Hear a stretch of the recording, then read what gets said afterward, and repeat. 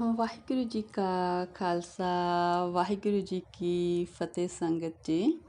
ਸੰਗਤ ਜੀ ਆਪਾਂ ਵਿਚਾਰਾਂ ਦੀ ਲੜੀ ਨੂੰ ਅੱਗੇ ਤੋਰਦੇ ਹਾਂ ਜੀ। ਗੁਰਬਾਣੀ ਵਿਚਾਰ ਗੁਰੂ ਗ੍ਰੰਥ ਸਾਹਿਬ ਜੀ ਦੀ ਜੋ ਚੱਲ ਰਹੀ ਹੈ ਜੀ।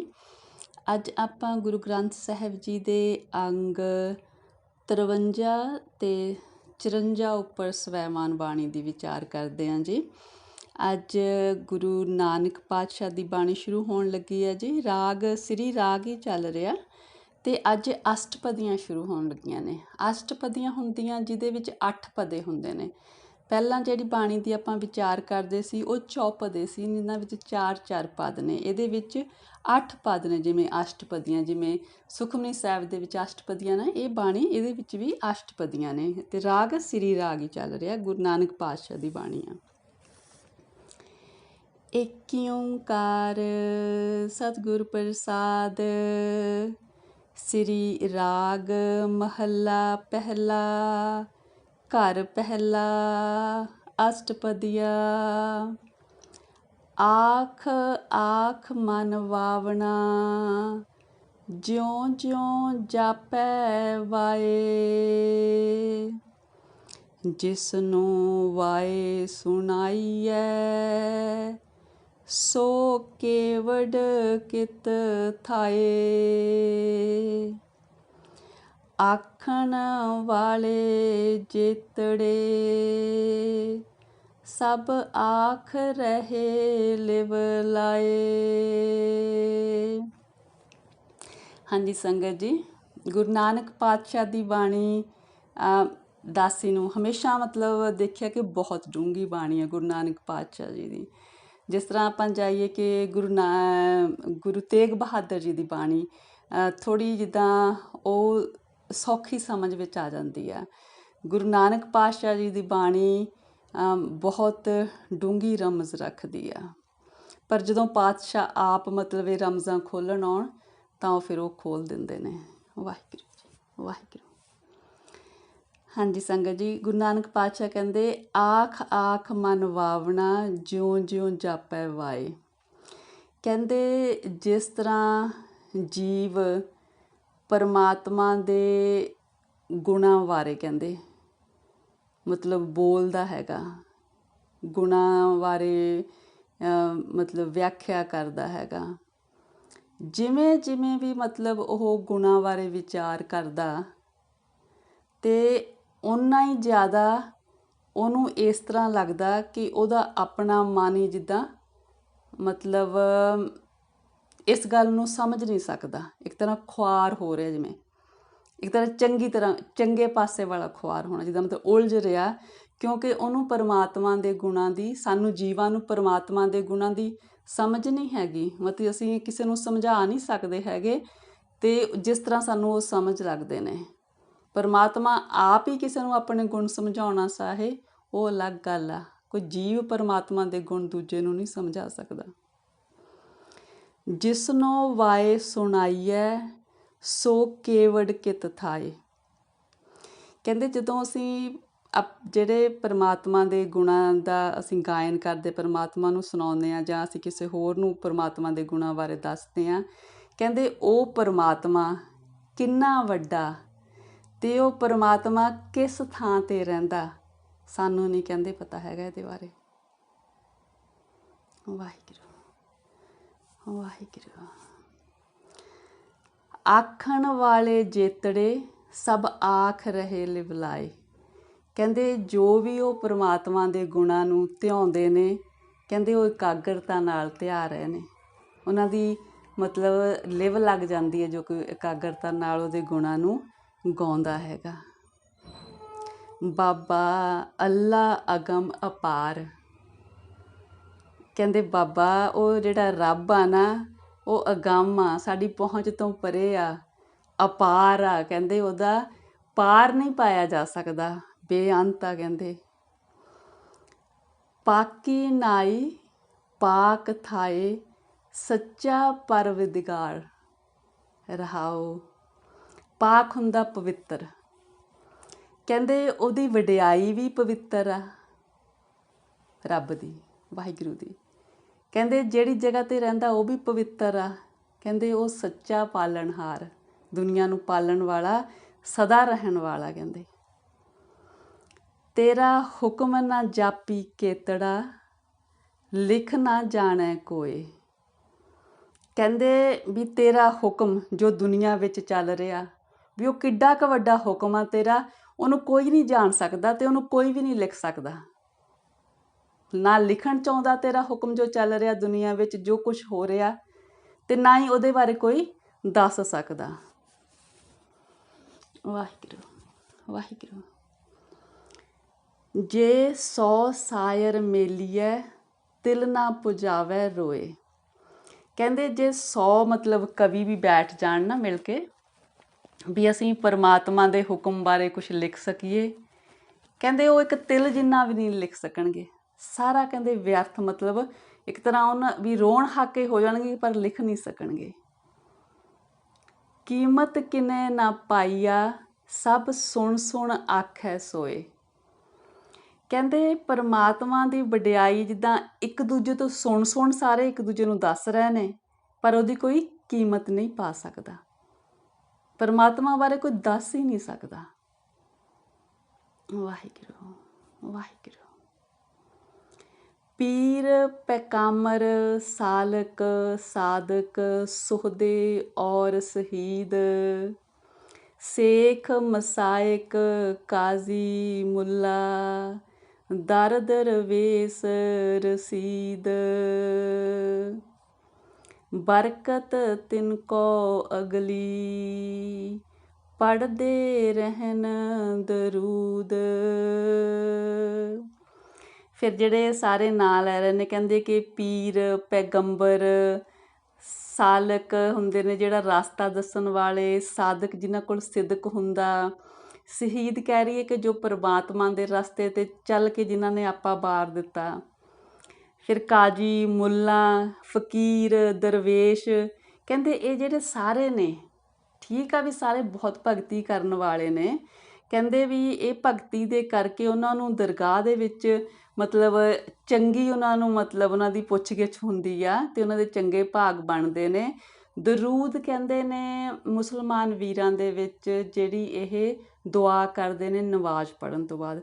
ਕਹਿੰਦੇ ਵੀ ਉਹ ਦੁਆਵਾਂ ਕਰਦੇ ਨੇ, ਮਤਲਬ ਪਰਮਾਤਮਾ ਦੀ ਭਗਤੀ ਕਰਦੇ ਨੇ, ਦਰਗਾਹ 'ਚ ਚੰਗੀ ਜਗ੍ਹਾ ਪਾਉਂਦੇ ਨੇ, ਪਰ ਕਹਿੰਦੇ ਕੋਈ ਵੀ ਇਹਨਾਂ ਦੇ ਵਿੱਚੋਂ ਪਰਮਾਤਮਾ ਬਾਰੇ ਨਹੀਂ ਦੱਸ ਸਕਦਾ, ਪਰਮਾਤਮਾ ਦੇ ਗੁਣਾਂ ਬਾਰੇ ਨਹੀਂ ਦੱਸ ਸਕਦਾ, ਉਹਦੇ ਲੇਖੇ ਬਾਰੇ ਨਹੀਂ ਦੱਸ ਸਕਦਾ।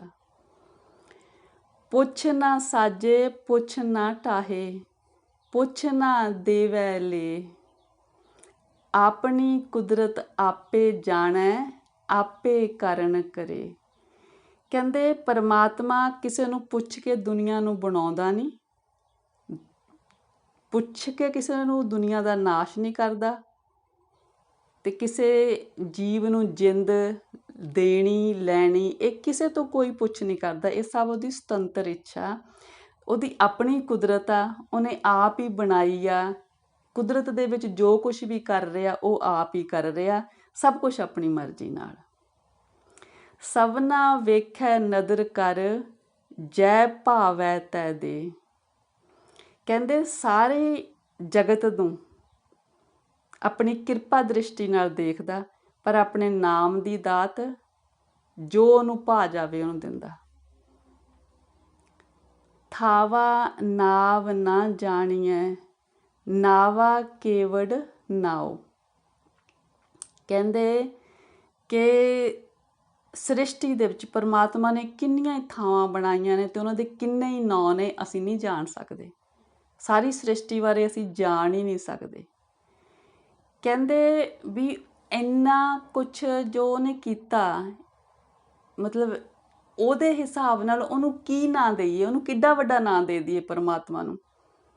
ਸਾਨੂੰ ਕਹਿੰਦੇ ਉਸ ਨਾਂ ਦਾ ਵੀ ਨਹੀਂ ਪਤਾ ਕਿ ਉਸ ਪਰਮਾਤਮਾ ਨੂੰ ਕਿੱਡਾ ਵੱਡਾ ਨਾਂ ਦਿੱਤਾ ਜਾਵੇ ਕਿ ਜਿਹੜਾ ਉਹ ਨਾਂ ਪੂਰਾ ਮਤਲਬ ਉਤਰੇ ਪਰਮਾਤਮਾ 'ਤੇ ਕਿ ਵੀ ਇਹ ਇੰਨਾ ਕੁਛ ਕਰਨ ਵਾਲਾ ਵੀ ਇਹਦਾ ਆ ਨਾ ਹੋ ਸਕਦਾ।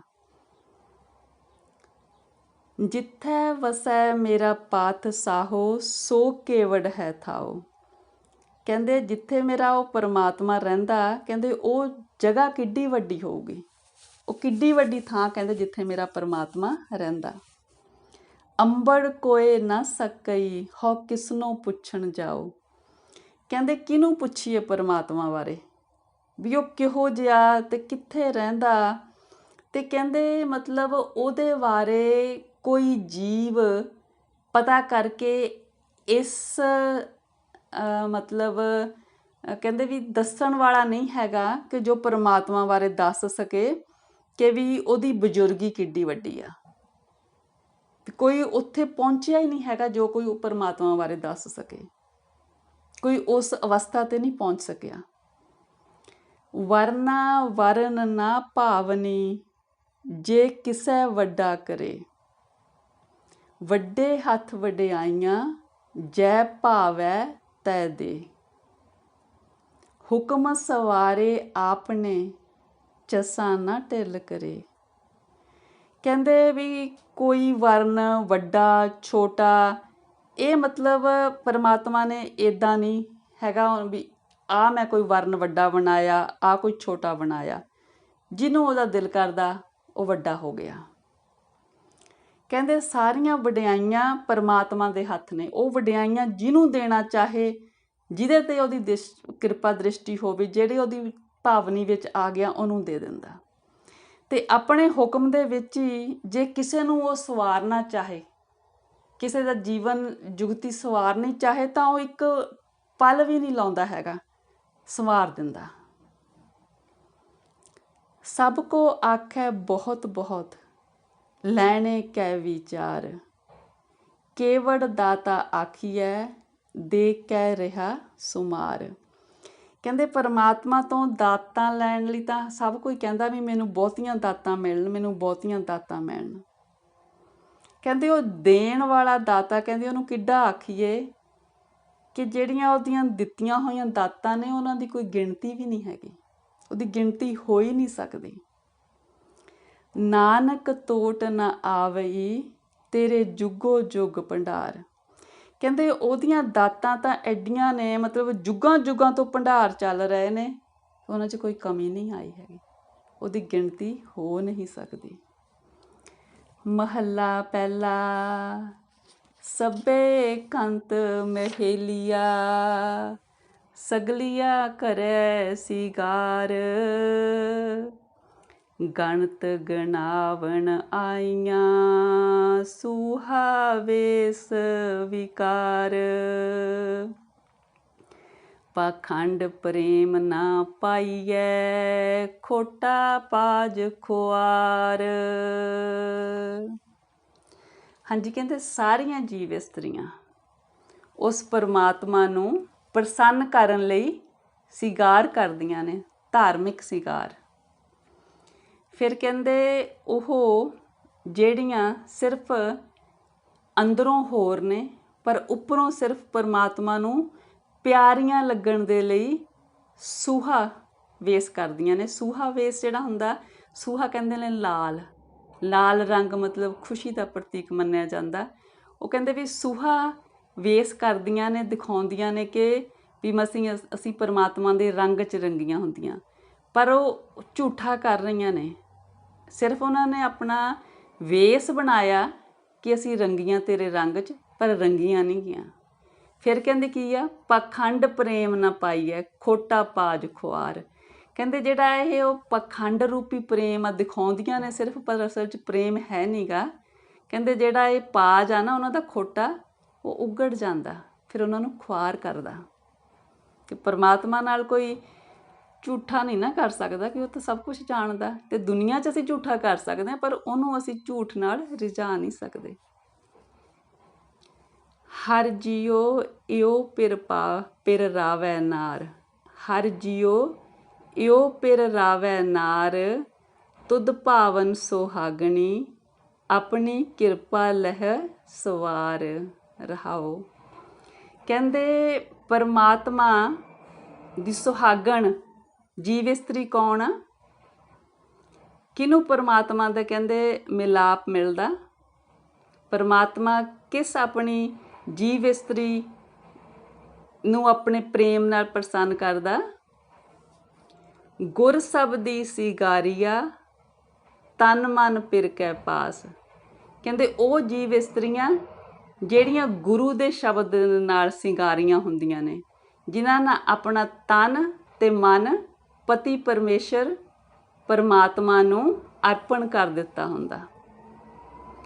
ਦੋਏ ਕਰ ਜੋੜ ਖੜੀ ਤੱਕੈ ਸੱਚ ਕਹੇ ਅਰਦਾਸ। ਲਾਲ ਰੱਤੀ ਸੱਚ ਭੈ ਵਸੀ ਭਾਏ ਰੱਤੀ ਰੰਗ ਰਾਸ। ਕਹਿੰਦੇ ਉਹ ਜੀਵ ਇਸਤਰੀ ਆਪਣੇ ਦੋਨੇ ਹੱਥ ਜੋੜ ਕੇ ਕਹਿੰਦੇ ਪਰਮਾਤਮਾ ਵੱਲ ਤੱਕੈ, ਪਰਮਾਤਮਾ ਦੇ ਦਰਸ਼ਨ ਕਰਦੀ ਆ, ਨੂੰ ਸੱਚੀ ਅਰਦਾਸ ਕਰਦੀ ਆ, ਉਹਦੇ ਪ੍ਰੇਮ ਵਿੱਚ ਰੱਤੀ ਹੋਈ ਆ, ਉਹਦੇ ਸੱਚੇ ਦੇ ਭੈ ਵਿੱਚ ਅਦਬ ਵਿੱਚ ਰਹਿੰਦੀ ਆ, ਉਹਦੇ ਪਿਆਰ ਵਿੱਚ ਰੰਗੀ ਹੋਈ ਆ, ਅਤੇ ਉਹਦੇ ਨਾਮ ਦੀ ਪੂੰਜੀ ਆ ਉਹਦੇ ਕੋਲ। ਫਿਰ ਉਹ ਉਸ ਪਤੀ ਪਰਮੇਸ਼ਰ ਦਾ ਪ੍ਰੇਮ ਪਾਉਂਦੀ ਆ। ਪ੍ਰਿਯ ਕੀ ਚੇਰੀ ਕਾਂਢੀਐ ਲਾਲੀ ਮਾਨੈ ਨਾਉ। ਪ੍ਰਿਯ ਕੀ ਚੇਰੀ ਕਾਂਢੀਐ ਲਾਲੀ ਮਾਨੈ ਨਾਉ। ਸਾਚੀ ਪ੍ਰੀਤ ਨ ਟੁੱਟਈ ਸਾਚੇ ਮੇਲ ਮਿਲਾਓ। ਸ਼ਬਦ ਰੱਤੀ ਮਨ ਵੇਦਿਆ ਹਉ ਸਦ ਬਲਿਹਾਰੇ ਜਾਓ। ਕਹਿੰਦੇ ਉਸ ਨੂੰ ਪਰਮਾਤਮਾ ਦੀ ਦਾਸੀ, ਪਰਮਾਤਮਾ ਦੀ ਪ੍ਰੇਮ ਵਾਲੀ ਪਤਨੀ, ਚੇਰੀ ਵੈਸੇ ਦਾਸੀ ਨੂੰ ਹੀ ਕਹਿੰਦੇ ਨੇ, ਉਹਨੂੰ ਹੀ ਦਾਸੀ ਕਿਹਾ ਜਾ ਸਕਦਾ ਪਰਮਾਤਮਾ ਦੀ, ਜਿਹਦੇ ਮਨ ਦੇ ਵਿੱਚ ਉਹਦੇ ਨਾਂ ਦੀ ਲਾਲੀ ਬਣੀ ਹੋਈ ਆ, ਉਹਦੇ ਨਾਂ ਦੇ ਰੰਗ ਵਿੱਚ ਲਾਲ ਹੋਈ ਹੋਈ ਆ। ਸਾਚੀ ਪ੍ਰੀਤ ਨਾ ਟੁੱਟਈ ਸਾਚੇ ਮੇਲ ਮਿਲਾਓ। ਕਹਿੰਦੇ ਵੀ ਉਹਦੀ ਜਿਹੜੀ ਸੱਚੀ ਪ੍ਰੀਤ ਆ ਉਹ ਟੁੱਟਦੀ ਨਹੀਂ ਗੀ, ਮੈਨੂੰ ਸੱਚਾ ਆਪਣੇ ਨਾਲ ਮਿਲਾ ਲੈਂਦਾ। ਉਹ ਸ਼ਬਦ ਦੇ ਵਿੱਚ ਰੱਤੀ ਹੁੰਦੀ ਆ, ਉਹਦਾ ਜਿਹੜਾ ਮਨ ਆ ਉਹ ਪਰਮਾਤਮਾ ਦੇ ਪ੍ਰੇਮ ਨਾਲ ਵਿੰਨਿਆ ਹੁੰਦਾ। ਕਹਿੰਦੇ ਮੈਂ ਉਹਦੇ ਤੋਂ ਬਲਿਹਾਰੇ ਜਾਂਦਾ ਹਾਂ। ਵਾਹਿਗੁਰੂ ਵਾਹਿਗੁਰੂ। ਸਾ ਧਨ ਰੰਡ ਨਾ ਬੈਸਈ ਜੇ ਸਤਿਗੁਰ ਮਾਹੇ ਸਮਾਏ।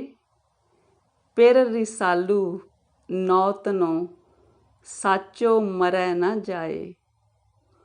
ਨਿਤ ਰਵੈ ਸੁਹਾਗਣੀ ਸਾਚੀ ਨਦਰ ਰਜਾਏ। ਕਹਿੰਦੇ ਜੋ ਸਤਿਗੁਰ ਦੀ ਸ਼ਰਨ ਵਿੱਚ ਆ ਕੇ ਉਸ ਪਰਮਾਤਮਾ 'ਚ ਸਮਾ ਜਾਂਦੀ ਹੈ ਜੀਵ ਇਸਤਰੀ, ਉਹ ਕਹਿੰਦੇ ਰੰਡੀ ਨਹੀਂ ਹੁੰਦੀ, ਕਿਉਂਕਿ ਉਹਦਾ ਜਿਹੜਾ ਸੁਹਾਗ ਆ ਪਰਮਾਤਮਾ ਉਹ ਹਮੇਸ਼ਾ ਰਹਿਣ ਵਾਲਾ, ਉਹ ਰਿਸਾਲੂ ਆ, ਹਮੇਸ਼ਾ ਆਨੰਦ ਦਾ ਸਰੋਤ ਆ। ਨੌਤਨੋ ਹਮੇਸ਼ਾ ਨਵਾਂ ਹੈ, ਸਾਚੋ ਅਟੱਲ ਹੈ, ਸੱਚਾ ਹੈ, ਮਰੇ ਨਾ ਜਾਏ, ਉਹਨੂੰ ਕਦੇ ਮੌਤ ਨਹੀਂ ਆਉਂਦੀ, ਫਿਰ ਸਦਾ ਸੁਹਾਗਣ ਆ। ਕਹਿੰਦੇ ਉਹ ਸੱਚਾ ਪਰਮਾਤਮਾ ਆਪਣੀ ਕਿਰਪਾ ਦੇ ਵਿੱਚ, ਆਪਣੀ ਰਜਾ ਦੇ ਵਿੱਚ ਉਸ ਆਪਣੀ ਸੱਚੀ ਜੀਵ ਇਸਤਰੀ ਸੁਹਾਗਣ ਦੇ ਨਾਲ ਉਹਦਾ ਮਿਲਾਪ ਹੁੰਦਾ। ਸਾਚੀ ਸਾਚ ਧੜੀ ਧਨ ਮਾਡੀਐ ਕਾਪੜ ਪ੍ਰੇਮ ਸਿਗਾਰ। ਚੰਦਨ ਚੀਤ ਵਸਾਇਆ ਮੰਦਰ 10ਵਾਂ ਦੁਆਰ। ਸਾਚ ਧੜੀ ਧਨ ਮਾਡੀਐ ਕਾਪੜ ਪ੍ਰੇਮ ਸਿਗਾਰ। ਕਹਿੰਦੇ ਜਿਹੜੀ ਉਹ ਜੀਵ ਇਸਤਰੀ ਆ ਨਾ, ਜਿਹੜਾ ਪਰਮਾਤਮਾ ਦੇ ਨਾਲ ਪ੍ਰੇਮ ਆ, ਇਹੀ ਉਹਦਾ ਸਿਗਾਰ ਆ, ਜਿਹੜਾ ਉਹ ਕੱਪੜਿਆਂ ਦਾ ਸਿਗਾਰ ਕਰਦੀ ਆ, ਆਪਣੇ ਸਿਰ 'ਤੇ ਮੀਢੀਆਂ ਦਾ ਸਿਗਾਰ ਕਰਦੀ ਆ, ਸਭ ਕੁਛ ਪਰਮਾਤਮਾ ਦਾ ਪ੍ਰੇਮ ਆ ਉਹਦੇ ਲਈ। ਚੰਦਨ ਚੀਤ ਵਸਾਇਆ, ਪਰਮਾਤਮਾ ਨੂੰ ਆਪਣੇ ਚਿੱਤ ਵਿੱਚ ਵਸਾ ਕੇ ਰੱਖਣਾ, ਇਹ ਹੈਗਾ ਜਿਵੇਂ ਮੱਥੇ 'ਤੇ ਚੰਦਨ ਲਾਇਆ ਹੋਵੇ। ਮੰਦਰ 10ਵਾਂ ਦੁਆਰ। ਕਹਿੰਦੇ ਉਹਨੇ ਆਪਣਾ ਜਿਹੜਾ 10ਵਾਂ ਦੁਆਰ ਆ ਉਹ ਪਰਮਾਤਮਾ ਦੇ ਰਹਿਣ ਲਈ ਮੰਦਰ ਬਣਾਇਆ ਹੁੰਦਾ। ਦੀਪਕ ਸ਼ਬਦ ਵਿਗਾਸਿਆ ਰਾਮ ਨਾਮ ਉਰਹਾਰ। ਕਹਿੰਦੇ ਉਹ ਰਾਮ ਨਾਮ, ਪਰਮਾਤਮਾ ਦੇ ਨਾਮ ਨੂੰ ਆਪਣੇ ਗਲੇ ਦਾ ਹਾਰ ਬਣਾਉਂਦੀ ਆ। ਜੋ ਗੁਰੂ ਦਾ ਸ਼ਬਦ ਹੁੰਦਾ ਉਹ ਦੀਪਕ ਬਣ ਕੇ ਉਹਦੇ ਅੰਦਰ ਚਾਨਣ ਕਰਦਾ। ਨਾਰੀ ਅੰਦਰ ਸੋਹਣੀ ਮਸਤਕ ਮਣੀ ਪਿਆਰ। ਕਹਿੰਦੇ ਜੋ ਪਰਮਾਤਮਾ ਦਾ ਪਿਆਰ ਆ, ਕਹਿੰਦੇ ਉਹਦੇ ਸਿਰ ਦੇ ਉੱਪਰ ਟਿੱਕਾ ਸੋਭ ਰਿਹਾ ਹੁੰਦਾ। ਕਹਿੰਦੇ ਜਿਹੜੀ ਉਹਦੀ ਸੋਹਣੀ ਸੁਰਤ ਬਣੀ ਹੁੰਦੀ ਆ, ਉਹ ਵੀ ਉਹਦਾ ਸਿਗਾਰ ਹੁੰਦਾ। ਸੋਭਾ ਸੁਰਤ ਸੁਹਾਵਣੀ, ਸਾਚਾ ਪ੍ਰੇਮ ਪਿਆਰ। ਕਹਿੰਦੇ ਸੱਚੇ ਦੇ ਪ੍ਰੇਮ ਦੇ ਵਿੱਚ, ਉਸ ਅਪਾਰ ਪਰਮਾਤਮਾ ਦੇ ਪ੍ਰੇਮ ਦੇ ਵਿੱਚ, ਕਹਿੰਦੇ ਜਿਹੜੀ ਉਹਦੀ ਸੁਰਤ ਹੁੰਦੀ ਆ ਉਹ ਸੁਹਾਵਣੀ ਬਣੀ ਹੁੰਦੀ ਆ, ਤੇ ਇਹਦੀ ਫਿਰ ਉਹਨੂੰ ਸੋਭਾ ਮਿਲਦੀ ਆ।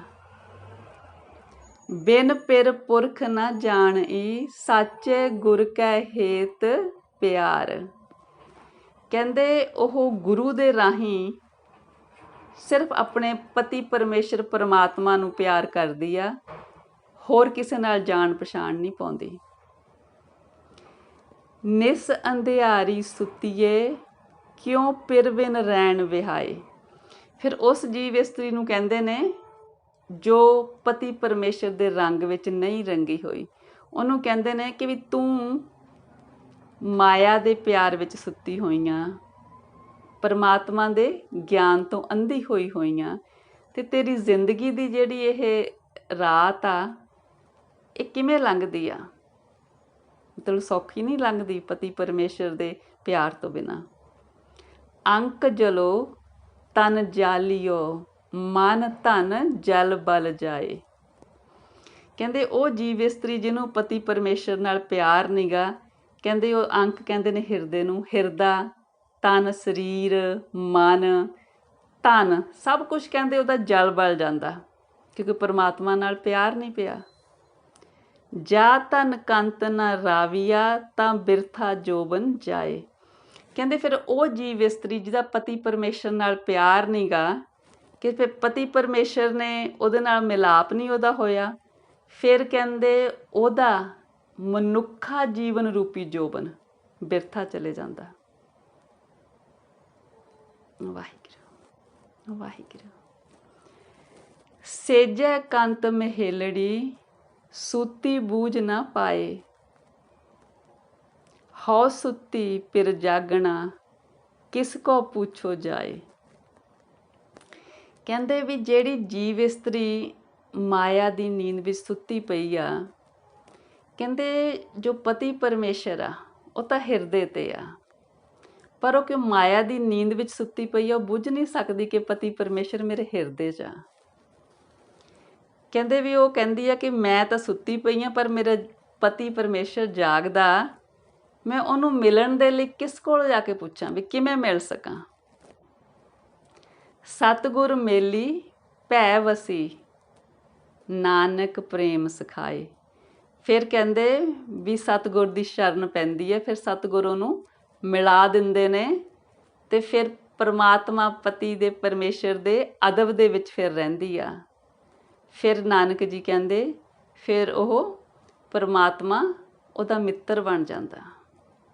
ਬਹੁਤ ਹੀ ਪਿਆਰੀ ਬਾਣੀ ਹੈ ਗੁਰੂ ਨਾਨਕ ਪਾਤਸ਼ਾਹ ਦੀ, ਕਿਸ ਤਰ੍ਹਾਂ ਜੀਵ ਦੀ ਪਰਮਾਤਮਾ ਦੇ ਨਾਲ ਮਿਲਾਪ ਦੀ ਪੂਰੀ ਤਸਵੀਰ ਖਿੱਚੀ ਆ।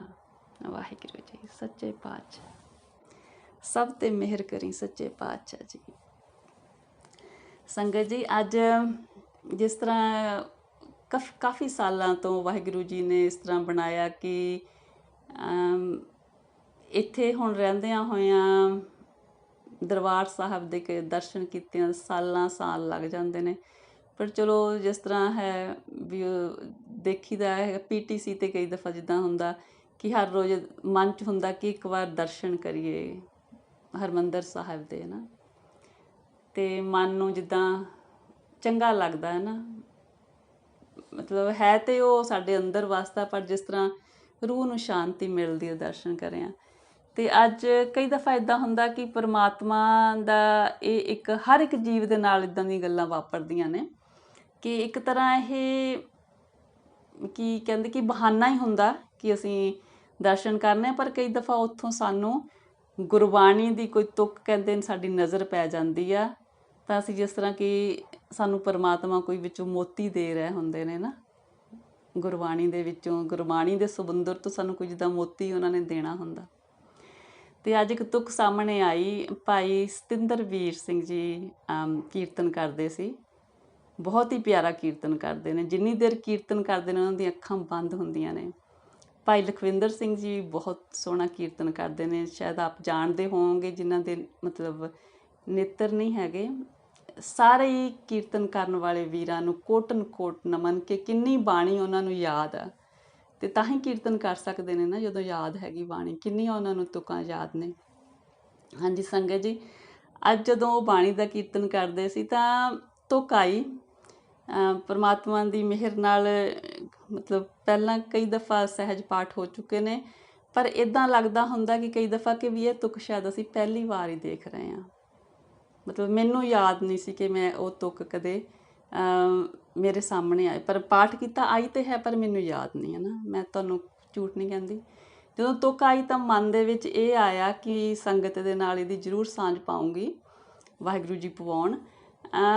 ਬਹੁਤ ਹੀ ਪਿਆਰੀ ਤੁਕ ਆ, ਔਰ ਉਹ ਤੁਕ ਇੱਦਾਂ ਹੈ ਕਿ ਪਾਤਸ਼ਾਹ ਨੇ ਉਸ ਤੁਕ ਦੇ ਵਿੱਚ ਦੱਸ ਹੀ ਦਿੱਤਾ ਕਿ ਮਤਲਬ ਸਾਡੇ ਜੀਵਨ ਦਾ ਮਕਸਦ ਕੀ ਆ। ਦੱਸਦੇ ਤਾਂ ਸਾਰੀਆਂ ਤੁਕਾਂ ਦੇ ਵਿੱਚ ਨੇ, ਉਸ ਵਿੱਚ ਖੁੱਲ੍ਹਾ ਦੱਸ ਦਿੱਤਾ ਕਿ ਬਸ ਇਹ ਹੈ ਜੋ ਤੂੰ ਕਰਨਾ ਪਰਮਾਤਮਾ ਨੂੰ ਪਾਉਣ ਲਈ। ਤੁਕ ਸੀ ਰਾਮ ਰਾਮ ਬੋਲ ਬੋਲ ਖੋਜ ਤੇ ਵਡਭਾਗੀ। ਚੌਥੇ ਪਾਤਸ਼ਾਹ ਜੀ ਦੀ ਤੁਕ ਹੈ। ਰਾਗ ਮਲਾਰ ਵਿੱਚ ਗੁਰੂ ਗ੍ਰੰਥ ਸਾਹਿਬ ਜੀ ਦੇ ਅੰਗ 1265 ਤੇ ਸਵੈਮਾਨ ਹੈ ਜੀ। ਰਾਮ ਰਾਮ ਬੋਲ ਬੋਲ ਖੋਜ ਤੇ ਵਡਭਾਗੀ। ਤੇ ਆਪਾਂ ਨੂੰ ਸਾਰਿਆਂ ਨੂੰ ਇਹਦਾ ਅਰਥ ਚੰਗੀ ਤਰ੍ਹਾਂ ਸਮਝ ਲੱਗ ਗਿਆ ਹੋਣਾ ਕਿ ਮਤਲਬ ਬਹੁਤ ਸਰਲ, ਜਿਸ ਤਰ੍ਹਾਂ ਸਮਝ ਲੱਗਦੀ ਆ ਨਾ, ਪਾਤਸ਼ਾਹ ਨੇ ਬੜਾ ਸਰਲ ਤਰੀਕੇ ਨਾਲ ਦੱਸਿਆ। ਕਹਿੰਦੇ ਵੀ ਰਾਮ ਰਾਮ, ਉਹ ਰਾਮ ਜੋ ਰਮਿਆ ਹੋਇਆ, ਵਾਹਿਗੁਰੂ ਵਾਹਿਗੁਰੂ, ਬੋਲ ਬੋਲ ਖੋਜ ਤੇ ਵਡਭਾਗੀ। ਜਿਹੜੇ ਵੱਡੇ ਭਾਗਾਂ ਵਾਲੇ ਨੇ, ਫਿਰ ਉਹ ਵਾਹਿਗੁਰੂ ਵਾਹਿਗੁਰੂ ਵਾਹਿਗੁਰੂ ਵਾਹਿਗੁਰੂ ਬੋਲ ਬੋਲ ਕੇ ਉਹਨੂੰ ਲੱਭਦੇ ਨੇ। ਫਿਰ ਇਹ ਲੱਭਣ ਦਾ ਸਾਨੂੰ ਤਰੀਕਾ ਦੱਸ ਦਿੱਤਾ ਨਾ, ਤੇ ਆਓ ਫਿਰ ਆਪਾਂ ਸਾਰੇ ਲੱਭੀਏ ਉਹਨੂੰ। ਸੰਗਤ ਜੀ, ਇੰਨੀਆਂ ਵਿਚਾਰਾਂ ਪ੍ਰਵਾਨ ਕਰਨੀਆਂ, ਵਿਚਾਰਾਂ ਕਰਦਿਆਂ ਅਨੇਕਾਂ ਗਲਤੀਆਂ, ਅਨੇਕਾਂ ਭੁੱਲਾਂ ਚੁੱਕਾਂ ਹੋਈਆਂ ਨੇ।